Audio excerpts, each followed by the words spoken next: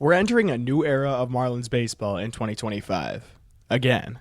After a couple surprise playoff runs in 2020 and 2023, the Marlins mailed it in on the early 2020 versions of the Marlins. A team that will pitch, they'll play defense, won't hit a lot, but they'll win some games, and they snuck into the playoffs 2 times with that formula. Out is their former manager Skip Shoemaker and their former general manager Kim Ng, and in is a former Dodgers first base coach from 2024 and the second season of Peter Bendix, a part of the former Rays brain trust. Bendix has shown that he has a type when it comes to position players, as we'll see getting into this major league roster, and loves to stack up on high-end pitching in his minor league system. Let's get right into some team ranks here, and I just want to let you know all of these are objective. I'm going to put my formula for finding these ranks in the description. Last season, the Major League roster came in the 27th spot, really held down by a number 30th overall Major League rotation. A couple of their most talented guys missed the entire season. One of their other guys who they traded this offseason kind of took a step back. Their lineup definitely had some bright spots. They moved on from one of them this offseason, but we'll see a couple of them when we get to the full team breakdown. Their bullpen last year was pretty solid. One of the guys they did trade at the trade deadline, Tanner Scott,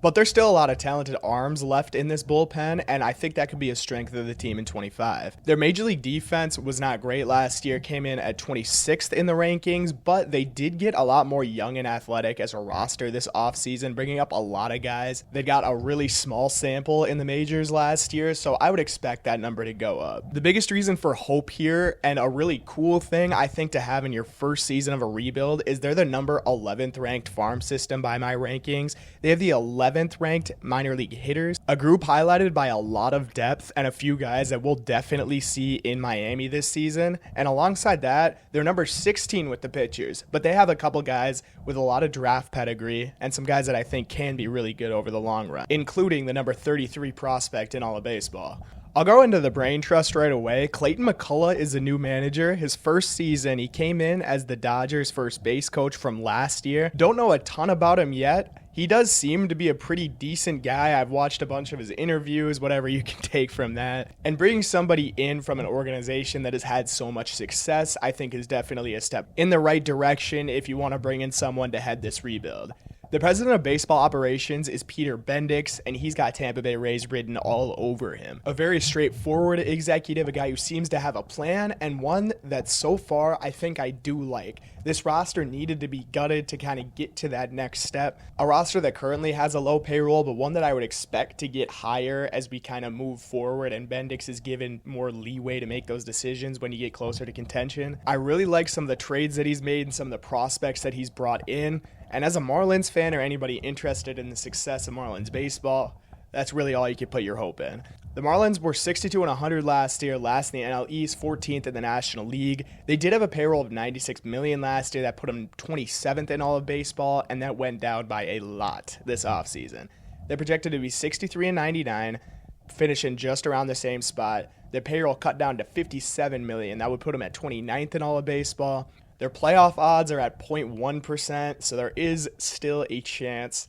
Top 100 draft capital, 7, 43, 46, and 79. One of the few teams that has 4 picks in the top 100 and even 3 in the top 50. That's definitely something to look forward to moving forward and helping these prospects that are already solid. Their top contract list is very small. One of the smallest contracts that you'll see on this entire list from any team. Sandy Alcantara, I made sure I had the right pronunciation, looked it up on Baseball Reference, is on a pretty solid contract here, $17.3 million. For a starter right now and a guy that's as good as he is, that is an absolute bargain. Jesus Sanchez making $4.5 million in arbitration this year, and Edward Cabrera just under $2 million as the third biggest contract in this organization. As I mentioned, the last playoff appearances in 2023, they made it in the COVID-shortened 2020 season and actually have a couple World Series titles, 1997 and 2003. And that's more than a lot of Major League franchises can say. They're the 9th biggest hitting park in all of baseball, a park factor of 101, so just above average as a hitter's park. And for the organization's success, not a lot last year. All their teams are really around 500 or under 500, but they brought a decent amount of prospects in this offseason, so there will be some teams that are interesting to watch this season. I also got to respect the fish names for every single team. We got the jumbo shrimp, the blue wahoos, the sky carp, and the hammerheads. Love it. A very quiet offseason in terms of free agent acquisitions for the Marlins. Cal Quantrill was recently just brought in on a 1-year, $3.5 million deal. I do really like that for the Marlins. That's going to give him a lot of innings this season. 2 Rule 5 guys here in Liam Hicks and Ronnie Henriquez, brought in from Detroit and Minnesota. Rule 5 means that you have to keep them on the Major League roster all year or they're returned to their former organization. Hicks will slot in as your backup catcher right now. Ronnie Henriquez will most likely be a decent piece in that bullpen. Eric Wagman, brought in from the Angels last year. A 1-year deal, less than $1 million, 0.1 projected WAR. He's a utility guy. 2 pretty large trades for the Marlins this offseason. Jake Berger was traded to Texas, 1.4 WAR in 2024, a big pop guy and a corner infielder. Didn't really fit the mold that the Marlins were going for and had a lot of value in him for kind of a player of his archetype, I guess I would say. They acquired 2 infielders, Chedry Vargas and Max Acosta, who we'll go over later, and then Brian Mendoza, a left-handed pitcher in this trade. Left-handed starter Jesus Luzardo was traded to the division rival Philadelphia Phillies. Didn't have a great year last year, and his value definitely went down a little bit. I think the Marlins did pretty well in this deal as well. Starlin Cabell was brought over. He's currently the number 72 prospect in all of baseball by Baseball America, and he perfectly fits the mold of this rebuild. I would expect him to most likely be the long-term shortstop if he keeps hitting at the minor league level, but definitely a big subtraction for the Marlins. He's been here and he's been really good. He started the first playoff game in 2023. He's a good pitcher. Right-hander Anthony Maldonado and John McMillan were also lost this offseason. There were a couple other guys that didn't come back to the Marlins, but the only ones that I have listed here had positive WAR last season. The biggest storylines for this 2025 Marlins season: Sandy Alcantara is back, former Cy Young winner, one of the best pitchers in all of baseball. He's pitched in spring training already a couple times. His velocity is there. All of his pitches look good. He should have a great 2025 season and could potentially be a trade piece for this Marlins team if they don't get off to a good start. He's here to give as many innings as possible and really be the leader in this rotation and this clubhouse. Rebuilding is the second storyline here. I got Connor Norby pictured on the screen. They brought in a couple guys in trades since Bendix has been in here, and they're going to get full run with the Marlins this year. Guys like Norby, Kyle Stowers, Dane Myers, Xavier Edwards, and a lot of others are going to get their chance to prove themselves and make their case to be a long-term piece for the Marlins. And then finally, a really talented bullpen, not a bullpen with a ton of names. Colin Fauché is pictured here, but they're going to be really solid in my opinion. A lot of good arm talent. The projections really like this bullpen, and that will definitely be a strength of this team. On the screen now is the projected Fangraphs lineup for this season. I'll go over a couple of these numbers really quickly. WOBA stands for weighted on base average. Think about it as on base percentage, but everything is weighted differently, meaning a home run has more weight than a triple, that has more weight than a double, etc. League average for that is 310, and a rule of thumb, if it would be a good on base percentage, it would be a good WOBA. Weighted runs created plus is a stat that has a lot of intricacies. I'm just going to say it's a measure of offensive performance, and it's on the same scale as WOBA. For every plus stat, league average is going to be 100. Everything above or below that is the percent better or worse that you are compared to league average. This lineup has 4 guys that are projected to be league average or above hitters in Edwards, Norby, Sanchez, and Bryan. Griffin Conine had a great season last year, a son of a former Marlins legend and Jeff Conine. He'll slot in at DH. Otto Lopez, one of the biggest high floor players in all of baseball, a great defender, great speed. He's projected to be about league average. Kyle Stowers, brought over from Baltimore last year in a trade at the deadline.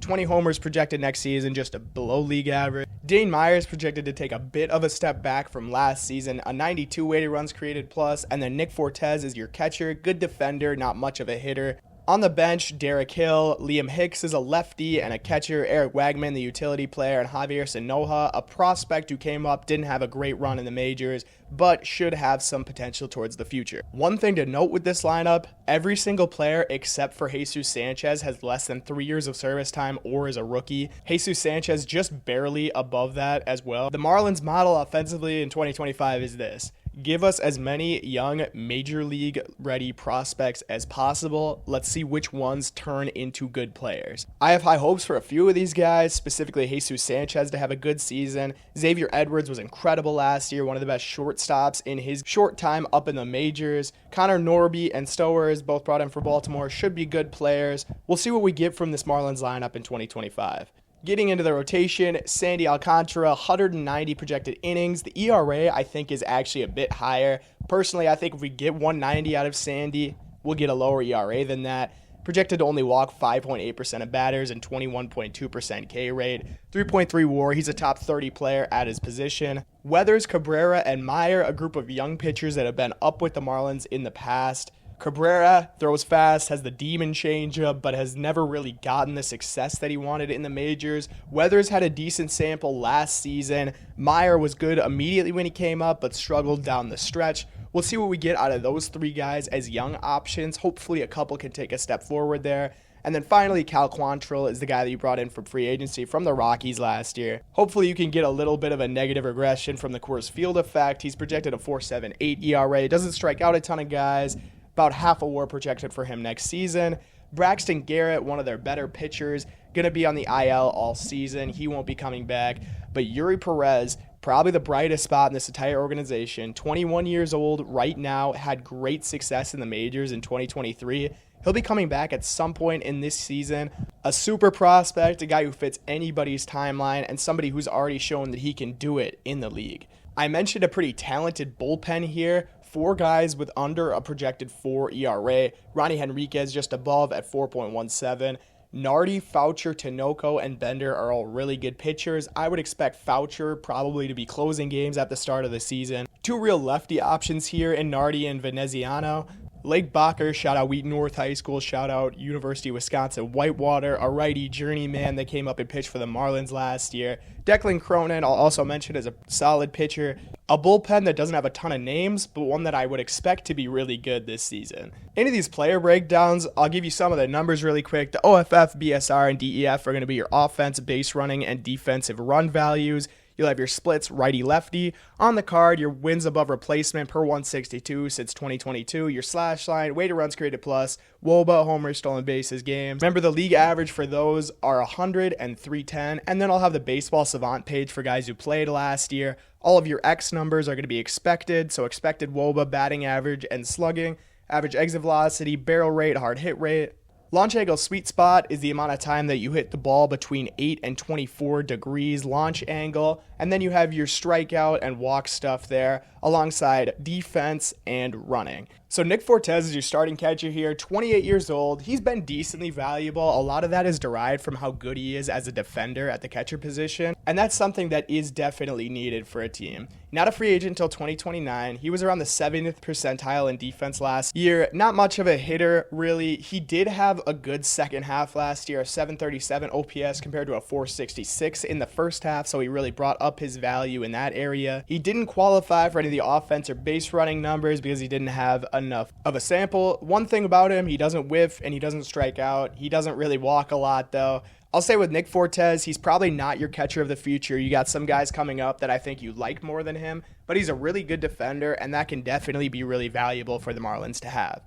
Liam Hicks is your lefty catcher option. I mentioned earlier, he came over as a Rule 5 pick from Detroit. He's never played above AAA before. That's how the Rule 5 draft worked. A pretty solid catcher offensively last year and a nice lefty bat. It is hard to find lefty hitting catchers, I think, in the Rule 5 draft, so the Marlins pounced on it. I would expect Hicks to at least be on this team until Agustin Ramirez is ready to come up from AAA. He's their number 3 prospect and a catcher they just acquired from the Yankees for Jazz Chisholm. Hicks was just a 40-grade defender in the fielding and arm department when he was ranked as a prospect, so you're expecting more bat than fielding. Fortes will most likely be your everyday catcher, and Hicks will start against righties as kind of a bat option. Jonah Bride at first base, 29 years old. He was in the A's organization in the past. He had really good run in the majors last year for the Marlins. A 71 game sample, so not a lot. 123 weighted runs created plus and a 349 WOBA.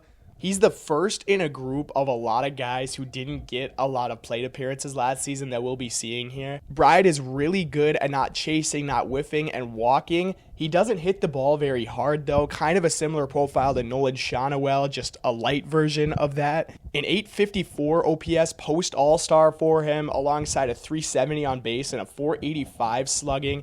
He hit righties much better than lefties last year, a 914 OPS compared to a 644. Although he had really good numbers, the expected numbers really don't like him a lot. His ex-WOBA X batting average, X slugging, all much worse than the numbers that he actually had last year. An 818 OPS in 71 games in the majors is really impressive, though. You can't take that away from him. Doesn't give you really much of anything as a fielder. He was 64th percentile in base running last year. If I were a Marlins fan, I would get to know the name Davison De Los Santos as a prospect that'll probably come up and take this spot unless Bride really steps forward in the batted ball department. He does some things really well, but he just doesn't really hit the ball hard. Kind of a tough profile to roll out there at first base, but he was really solid last year. So if he can keep that up, I would expect him to be out there for a pretty long time. And at the start of the year, I think Bride will most likely be your first baseman for a bit. Otto Lopez is your most valuable player on this team right now offensively.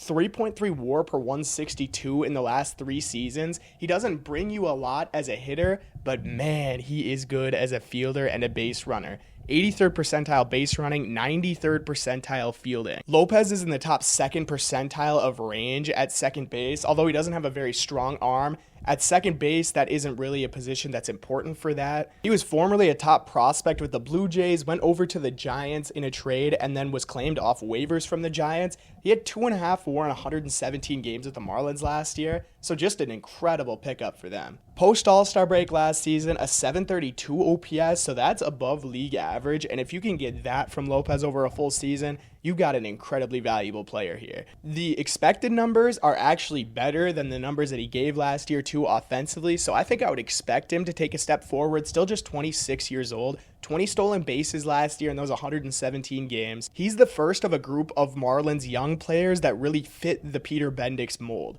He is a very good defender, he's really fast, young and athletic, and he does a couple things really well offensively. He makes contact super well, a 274 expected batting average is in the top 14th percentile, and he doesn't strike out very much, 74th percentile in K rate. And while there definitely are some holes in his game in terms of his swing, he doesn't hit the ball very hard.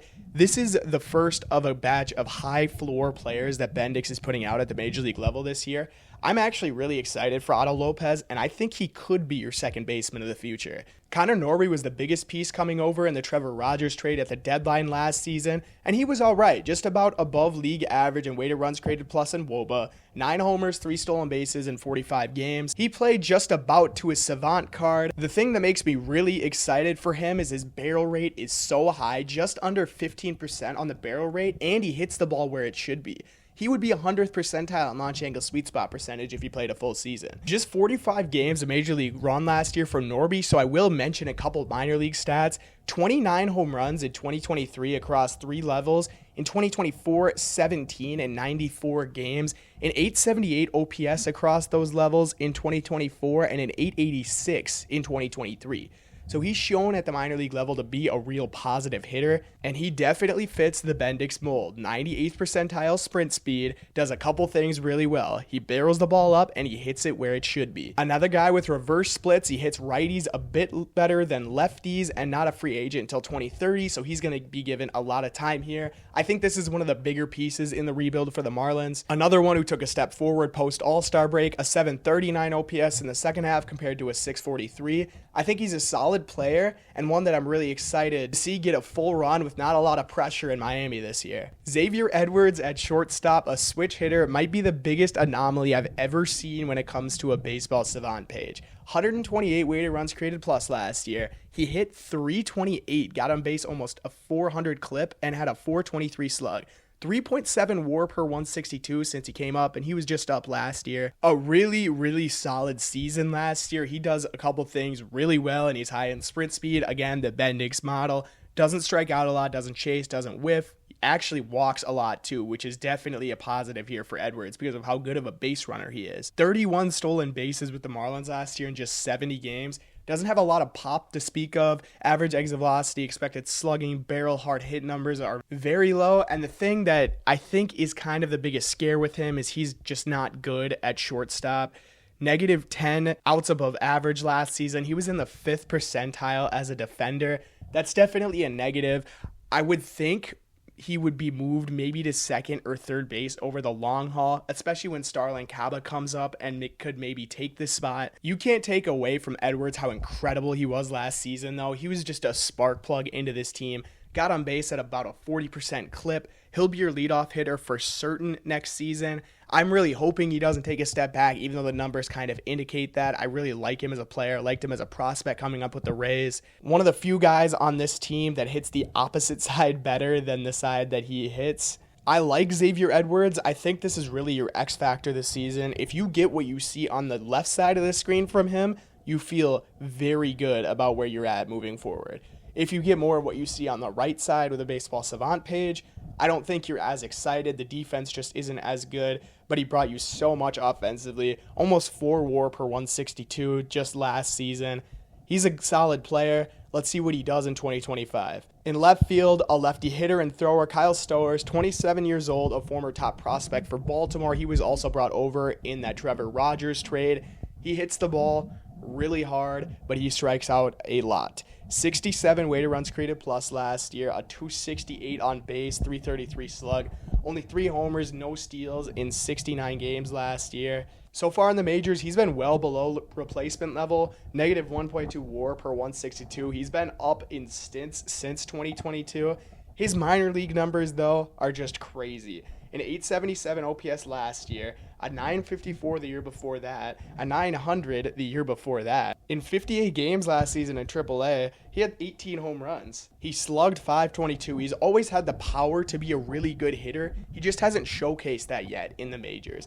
I'm excited for Stowers. He's a guy that does, again, a couple things really well. Decent arm, decent speed, and can really hit the ball. I would like to see his K rates drop by a pretty decent amount. You can't really be a successful hitter striking out that much in the majors. Hopefully his walk rate goes up a little bit too, although you don't really see that from his profile in the minors. One of the few guys here that really came over and struggled for Miami after the trade deadline, but I think a guy that I have high hopes for. I'm hoping Kyle Stowers can give me a full 162 where he showcases a lot of the things that he's good at.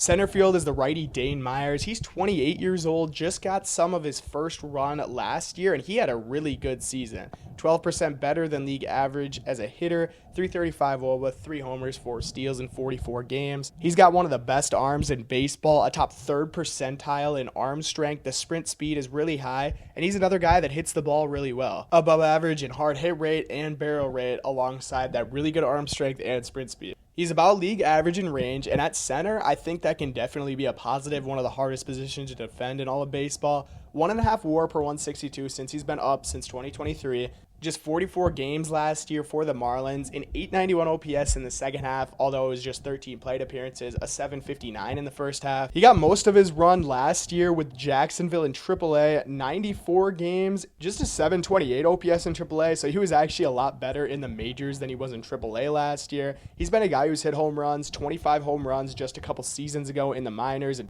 15 just 2 years ago in 100 games. Fits the Bendix mold of does one thing well defensively, does one thing well offensively. He has a good arm, he's fast, and he can hit the ball really hard.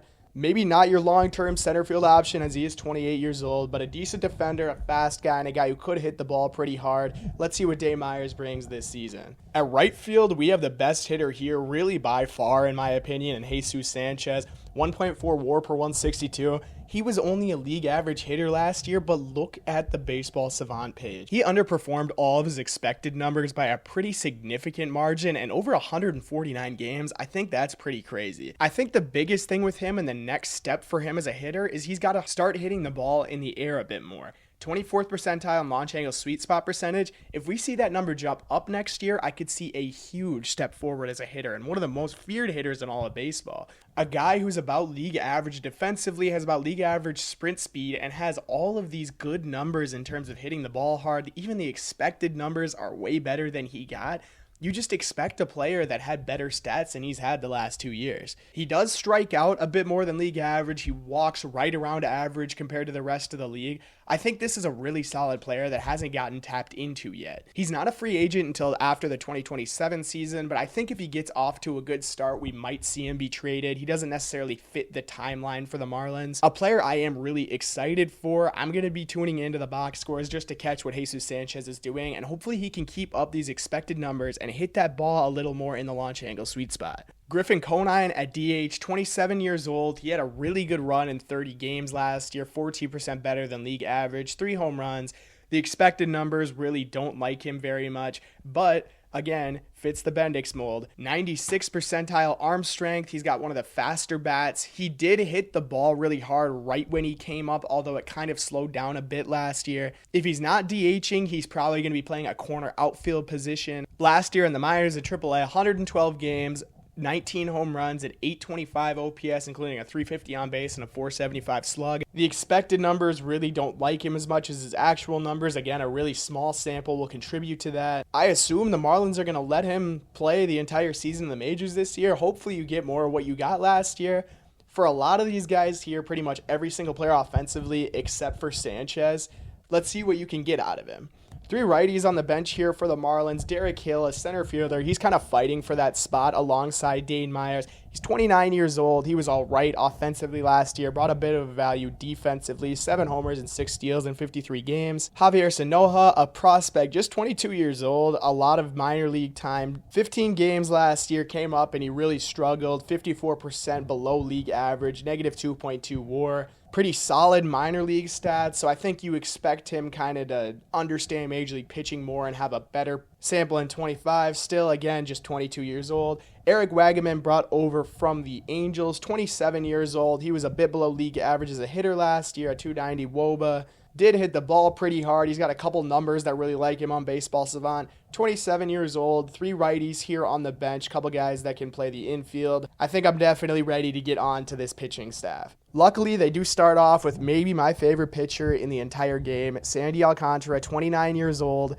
3.0 WAR since 2022, and that's including almost the entire full missed season last year. 184.2 innings in 23, 151 strikeouts. He took a bit of a step back comparatively to his 2022 season where he won the Cy Young. The biggest reasoning for that is definitely the success of his off-speed pitches. In 2022, he was 100th percentile in off-speed run value. Last season, just 9th percent. Want to read off a couple of the 2022 stats just because they're so fun to look at.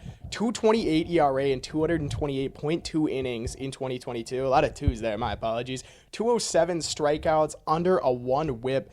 96th percentile fastball velo, 94th on the chase rate, top 20th percentile on walk rate, barrel rate, ground ball rate. He's never been a guy that's really going to go after you and strike you out, but he's going to make you hit the ball into the ground. When his off-speed pitches are on and he can work that into a great fastball, he's probably the best pitcher that this game has to offer. I mentioned it a bit earlier, but in spring training so far, his fastball is up there. He's actually throwing it a bit even harder than he did in 2022, which is pretty crazy post Tommy John surgery. We'll see what the Marlins end up doing with him. I think if they want him as a trade piece, he could probably get one of the biggest packages that anyone could get for any pitcher in baseball. He's not making a ton of money, just over $17 million on the contract this year, and for some of the free agent pitchers that we saw sign this offseason, that's an absolute bargain. This is a big pivot season for Sandy. He could end up in a much different place, or he could end up really as the face of this Marlins franchise for a long time to come. Ryan Weathers here as the number 2 starter for the Marlins.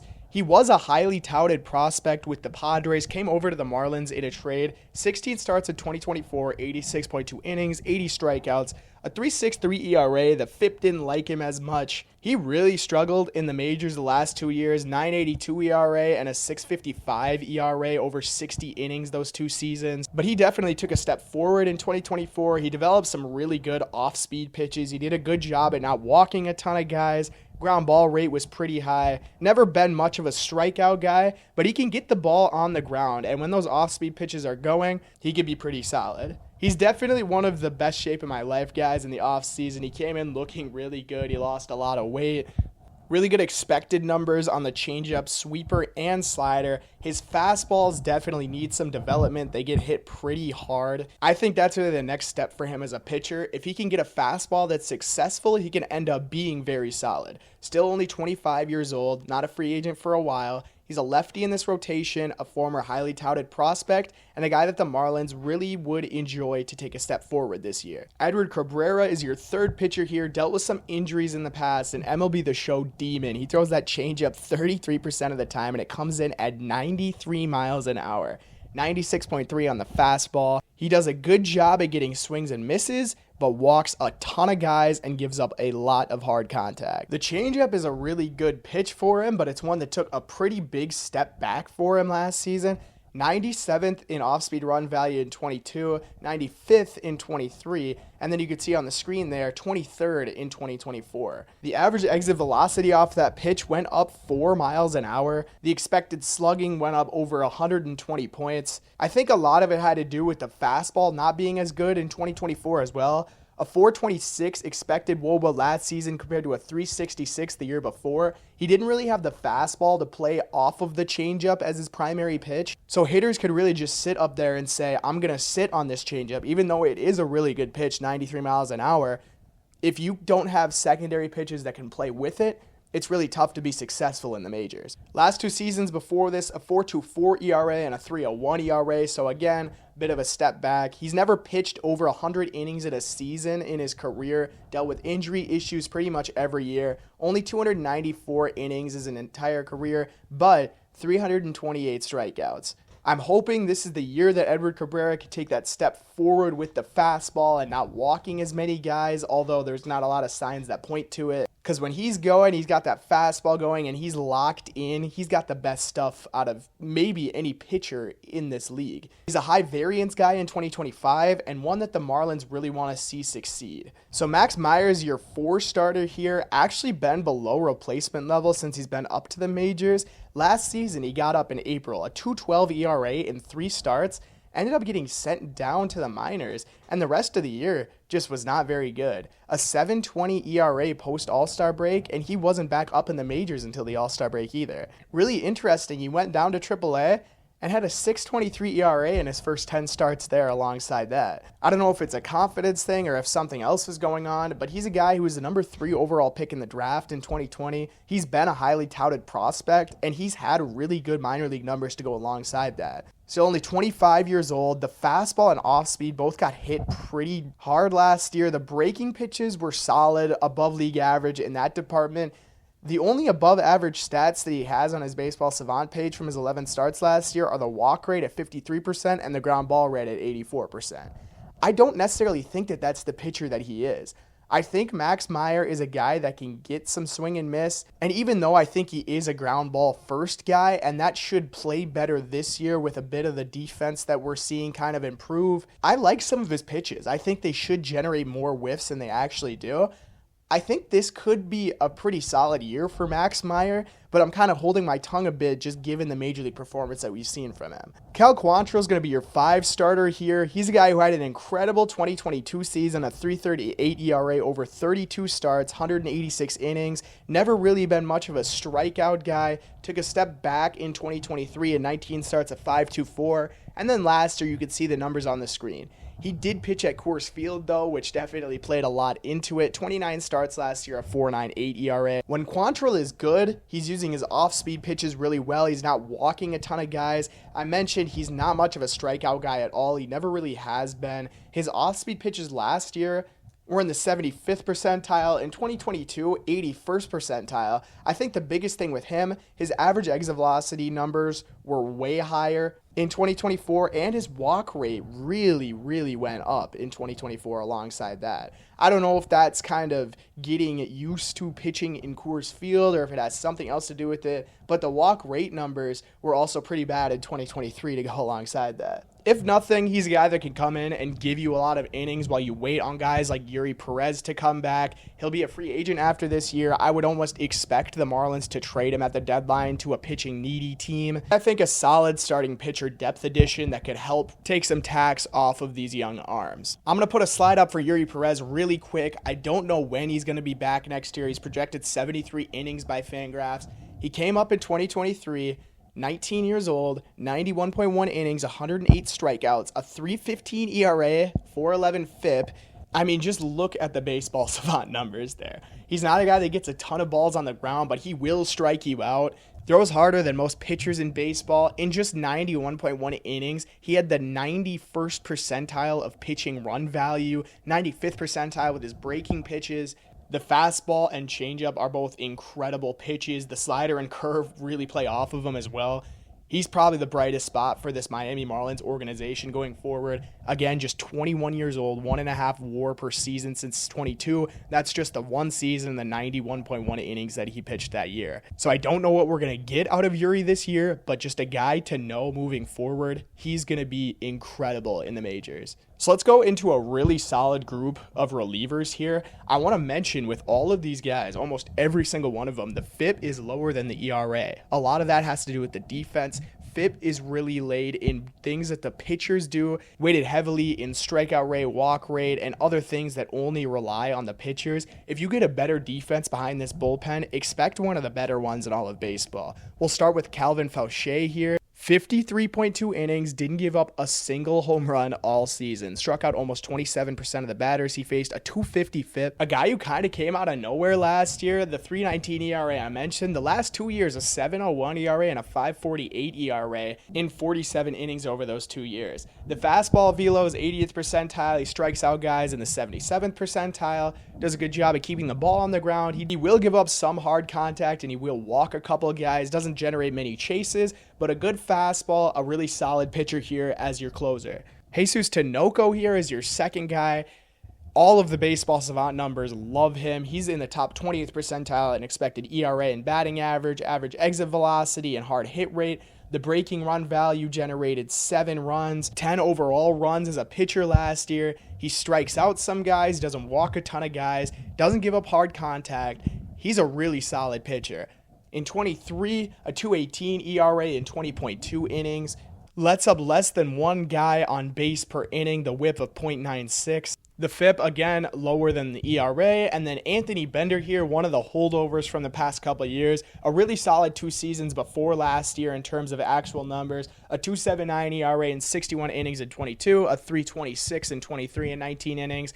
The expected numbers and the predictors do really still like him, though. A 3.44 expected ERA, top 22nd percentile in average exit velocity, 91st percentile in barrel rate, 88th in ground ball rate. His breaking pitches were in the 97th percentile last year. Doesn't have a great fastball, but definitely a really good breaking pitch guy who throws the ball pretty hard. I would expect Bender to take a step forward with a bit of a better defense again next year. Look at the FIP number. Let's get into the rest of these guys here. Declan Cronin, look at the FIP number, 2.58 compared to a 4.33 ERA. He's doing everything in his power to pitch good. The defense is not helping him out. Cronin's a huge ground ball guy, 95th percentile. Almost 60% of his batted balls are on the ground. Barrel rate in the 90th percentile. Won't strike out a ton of guys. Doesn't do anything else necessarily super well, but a really solid pitcher, a guy who will get the ball into the ground. Andrew Nardi here, a 33.3% K rate last year. I'll say it again. 3.33 FIP, a 5.07 ERA. The Savant page is insane. A 2.76 expected ERA, 94th percentile in expected batting average, 96th in K rate, 92nd in chase rate, 87th in whiff rate. He does a lot of things really well. I think he's a guy that's going to get some high leverage chances in this bullpen. Blake Backer here is really your only guy that was on the Marlins last season that doesn't have a better FIP than an ERA. He strikes out a lot of guys, did give up a lot of hard contact, a pretty small sample, only 9.1 innings last season. Andrew Veneziano, again, a pretty small sample, didn't walk a lot of guys, didn't give up a lot of hard contact. Not a huge strikeout guy, but a bit above average. And then finally, Ronnie Henriquez. He's your Rule 5 guy from the Twins last year, so he'll have to be on the roster all season. Otherwise, he'll be returned to the Twins. Decent fastball velo, doesn't walk a lot of guys, gets the ball on the ground a decent amount. Doesn't get a lot of strikeouts, but really solid numbers the last 2 years. 3.26 ERA, 19.1 innings last season. One thing to be said about this bullpen, not great results last year, but the underlying predictive numbers do really like this bullpen. I think they'll take a step forward in 2025. Getting into the farm system section here, Thomas White is your number 1 prospect, 33 in the top 100, a lefty starter, 60 Baseball America grade. He got up to high A last year, and he was really good. 2.81 ERA, a 3.23 FIP. He has a great fastball, a great slider, and a great changeup. 3 really solid pitches that can really propel him towards the top of that Marlins rotation in the future. White was the 35th overall pick just a couple years ago. He did a really good job this past season at limiting walks while still keeping the strikeout numbers up. I don't think I would expect to see him in the majors in 2025, but most likely 2026. He's a guy who I could see rising through these ranks really quickly given how good the numbers are. He'll be a really solid pitcher, and I think this is your 1 starter of the future for the Marlins. Number 2 prospect here, Starlin Caba, number 72 in the top 100. I mentioned before he was acquired from the Phillies for Jesus Luzardo this offseason. The biggest 2 numbers for him on the screen: 60 running and 80 fielding. He has the highest possible fielding grade out of all players in the minor league. He got up to A-ball last year, just 19 years old. You really like some of the numbers that you see from him. Only struck out 14.4% of the time last season, walking 19.7% of the time. One thing I'll mention now that I don't say very often on this channel, the batting average on balls in play is really low, and for a guy with his contact, I would think that would stay as low over the long haul. I think there's a lot of potential here. This is one of the more fun prospects to watch. If he can be this much of a plus defender, I think he's definitely your long-term shortstop in Miami. Finally, Agustin Ramirez, acquired from the Yankees for Jazz Chisholm at the deadline last season. Not in the top 100, but still a really good prospect. A guy who put up great numbers last year. 25 home runs throughout 2 levels in the minors. Not an incredible defender. You see the grades there. Could end up being a first baseman or a DH. Another interesting thing with him, stole 22 bags in the minors last year as well. You don't see that very often from a catcher. Walked over 11% last year. A lot of really solid numbers. You feel really good about Ramirez as potentially a long-term catcher option. A pretty solid crew of infield prospects here. I know I have a couple guys listed before him, but I got to start with my boy Davison De Los Santos here. 21 years old, a 70 grade power. Brought in from the Diamondbacks just a year ago in a trade. He'll strike out a decent amount. He doesn't walk as much as he did in former levels, but last season in the minors, 40 home runs. He's got absolute light tower power. He's a guy that I expect to be your first baseman moving forward. We'll most likely see him in the majors this year, probably earlier rather than later. Go back up to Joe Mack, the number 11 prospect in the Marlins system. Great numbers last season. 137 weighted runs created plus, walked just over 10% of the time. 24 home runs in the position at catcher where you don't see that very often. 2 really powerful catcher prospects in this organization. We'll go over to Carter Johnson, the number 14 prospect. He was their 2nd round pick just last season, only 18 years old, out of high school. A good hit tool, decent power, a decent fielder. Didn't get much run at the minors, and it wasn't great last year when he was up. Graham Pauley, a third base guy. He was with the Padres last year, brought over in the Tanner Scott trade at the deadline. Got up to the majors, wasn't very good. Just 13 games, 32 plate appearances, but a 17 weighted runs created plus, negative .3 WAR last year. Played the entire season in AAA with the Marlins, a 94 weighted runs created plus, so a bit below league average. Has had some really good stats in the past. Hopefully a bounce back year for Graham Pauley is coming. Head and Marcy in this outfield both came over as part of that Tanner Scott trade as well. Head is a young prospect, a former first-round pick. Just played 26 games last year. Took a bit of a step back. A great runner, a great fielder, somebody to look forward to, hopefully getting a full season in 2025. Jacob Marcy, again, another good runner, another good fielder in the outfield. Just above league average as a hitter last year. He did walk 15.3% of the time, so you do like to see that at 345 on base. PJ Morlando was the number 16 overall pick in the draft last year. Got 1 plate appearance at A-ball last season. A 60 hit tool, 60 power tool. Should be really fun to watch. I did really like him. A high school guy, so he probably won't be up for a bit. We'll see how he does in the minors over a full season this year. Finally, the number 5 prospect in the Marlins system, Luis Cova, a DSL guy from last year, 70 on the run tool and above average in every other one. Just 18 years old. He was 6% better than league average last year, 15.3% walk rate, only struck out 10% of the time. Getting into a solid pitching crew for the Marlins here, we got Noble Meyer, a 3-pitch guy. He was the 10th overall pick in 2023, their number 4 prospect. Took a bit of a step back last season in terms of production, a 4.01 ERA, a 5.20 FIP. Had good stats in his first season in the minors. They're kind of pushing him pretty quickly through this system. Hopefully a step back from Noble Meyer in 25. Adam Mazur is your next prospect here. Again, part of this package from Tanner Scott from the Padres. Got up to the majors last year with the Padres, not really good. 7.49 ERA, a 6.23 whip. Did have a 3.92 FIP in the minors between San Diego and Miami last year. I think a pretty solid pitching prospect. We'll see how he moves forward. Robbie Snelling, the final piece of this Scott trade, I personally think was really the crown jewel of the trade. A guy who had great numbers his first couple of seasons in the minors, kind of took a step back with San Diego and then got to Miami and really shoved. A 4.26 FIP in 7 starts at AA, 1 start in AAA, 6 innings, 1.50 ERA. 3 above average pitches, including a pretty solid changeup. Going to Jake Brooks here. He's an unranked prospect, 23 years old and high A. Guy that kind of stood out to me because of the number. 21 starts last year across a couple levels, 19% strikeout rate, under a 5% walk rate, 2.18 ERA, and a 3.52 FIP. Former 11th round pick out of UCLA, kind of a fun guy to watch moving up, kind of old for his level. We'll see if he ever gets up to the majors, but if he keeps putting up numbers like this, you would think so. And then Jacob Miller, finally, your last prospect on this list, number 27 in the Marlins organization. Had a solid year last year, 3.85 ERA and a 3.82 FIP. 114 innings between high A and double A. Actually got better as he moved up to double A, a 3.22 FIP there compared to a 4.07 in high A. Should be a fun one to watch moving forward. So let's go into this projected 2028 lineup, and it's a lot of names that we have yet to see in the majors yet. Xavier Edwards, Connor Norby, and Jesus Sanchez are the only guys that have played with the Marlins so far. Everybody else here is a prospect. Agustin Ramirez, PJ Morlando, they have playing first base. I do think that would be a good option for him. Not as good of an outfielder compared to some of these other prospects. Marcy and Head specifically are pretty solid defenders. Davison De Los Santos, they have as a long-term DH. I do really like that. I think he's a good hitter that doesn't really have a lot going for him defensively. Xavier Edwards, they have slotted in as the long-term second baseman. I do agree with that. Not a great defender, but a pretty solid bat last season. Norby is their third baseman. Carter Johnson as the shortstop.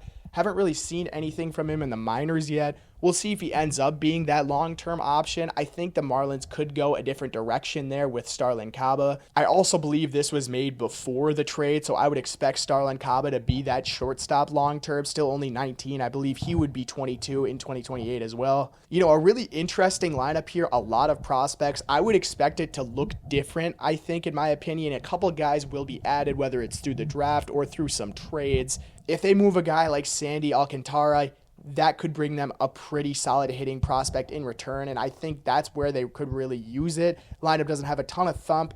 It will with Davison De Los Santos and Jesus Sanchez over the long run, though. One of the more interesting projected lineups I've seen just because of the fact that we haven't seen most of these guys so far. And then finally, this projected 2028 rotation and closer. They have Sandy as the number one. They obviously don't consider potential trades. I don't think I really expect Sandy to be here for the long haul. I think the Marlins move off of him just because of the value that he has. That would shift Yuri Perez up to your number one starter spot, and he has every single making of a number one starter. Still only be 25 in 2028. Thomas White, they have at 23, Noble Meyer alongside him. Both of those guys, pretty good prospects. White, I would definitely expect to be up. Noble Meyer needs to take a step forward, I think, pitching this season to really make his case to be in the majors. Edward Cabrera, I would expect him to be here. I don't think they would move off of him. He is a young, controllable starter, but given the diminishing returns on the changeup he had last season, I don't know necessarily what he would get, and I think the Marlins want to hold on to him. He's kind of one of their guys that they've held over from that last regime. Max Meyer they have in as the closer. I'd be interested in it. He has two really solid pitches, could be a good closer. I think one of these younger guys that the Marlins are bringing up could potentially also go into that spot. But with that being said, that's going to be the entire video. The Marlins have a lot to look forward to in terms of their prospects. It's going to be an interesting year with what you have on the Major League roster. Not a ton of guys with experience and a ton of guys who had solid samples last year but really overperformed the expected data.